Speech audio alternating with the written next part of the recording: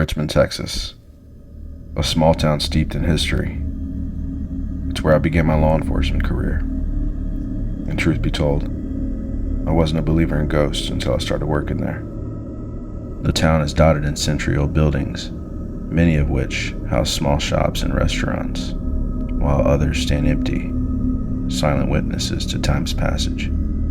The police department itself was often regarded as the heart of the town's ghostly tales, a place where the feeling of being watched became a familiar sensation, and the ghostly footsteps echoed in the hallways. One night, while patrolling downtown, something felt off. I was walking in the 200 block of Morton Street, where the shadows seemed to linger in the corner of my vision.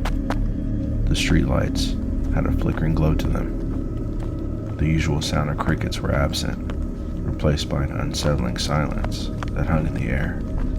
As I approached 215 Morton Street, I noticed the front door wide open. Its creaking hinges whispered as the door rocked with a soft breeze.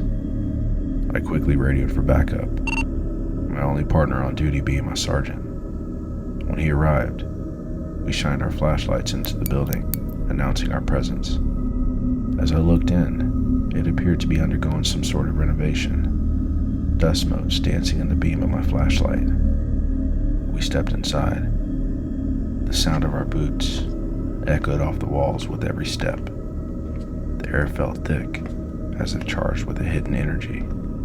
Suddenly, we heard it. A loud plump from upstairs, like something heavy was just dropped. We froze, hearts racing, our ears straining for any further sounds. After a tense moment, with no response, we pressed on. We cleared the first floor and didn't find a thing. As we climbed the stairs, another sound reached us. This time, a chair scraping across the floor, followed by laughter. Soft, giggly voices floated down the corridor, light and carefree, as if children were playing. We exchanged glances, half expecting to find a pair of pranksters. But as we crept closer, the giggles faded into whispers. "Did you hear that?" my sergeant murmured, his eyes wide with apprehension. I nodded, adrenaline coursing through me. The voices continued, yet they sounded distant and unaware of our presence. With each step, we grew bolder, drawn to the room where the sounds were coming from. We reached the door and shared one final glance before pushing it open. I slowly turned the doorknob and shoved the door inward. The room was empty, a barren space with only dust and shadows to greet us. Confusion washed over us as we stood in silence. The laughter, now a figment of our imagination. Quickly clearing the rest of the building, we found nothing, no signs of life or indication anyone had ever been there.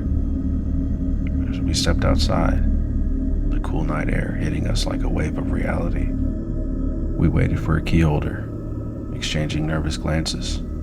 Our minds were racing with what we had just experienced. "Let's not talk about this," my sergeant finally said, his voice low. "I don't want to think about it." I agreed.